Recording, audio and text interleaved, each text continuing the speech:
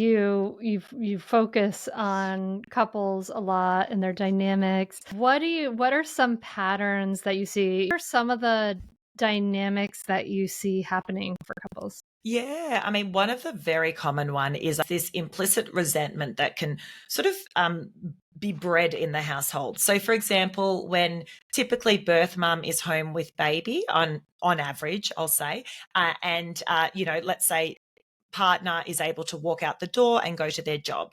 So what ends up happening is birth mum sits there going, I'm chained to this child who I love dearly, but wow, wouldn't I love to be sitting on a train for 1 hour just to my having time to myself and not constantly at the beck and call of a beautiful little child.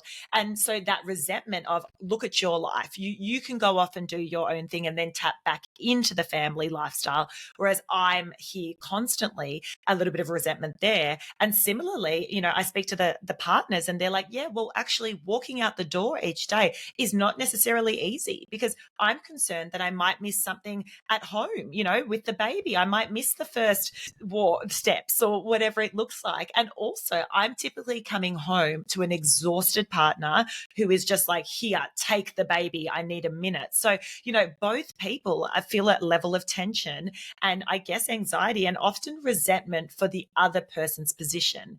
And so, and I say this having spoken to, I think, a bit over 140 episodes now of speaking to many parents. And one of the behavioral traits that tends to come from this resentment is this thing called tit for tat or point scoring. I'm not sure, Hunter, if you've heard of this before. Oh yeah, tit for tat is a very much American saying and scoring. Yeah. So, you've got, someone you're both waking up in the morning and it's like, oh, well, I woke up 3 times last night with the baby. Well, yesterday I had to do the bath for the baby and then I didn't even really get time to read my book before I went to bed. Well, hold on. You went out 2 nights ago with your friends and I haven't been out for a whole week with my friends. Tit for tat. You are competing. It's like who is winning on the scoreboard of like who is sort of sacrificing the most since having this child.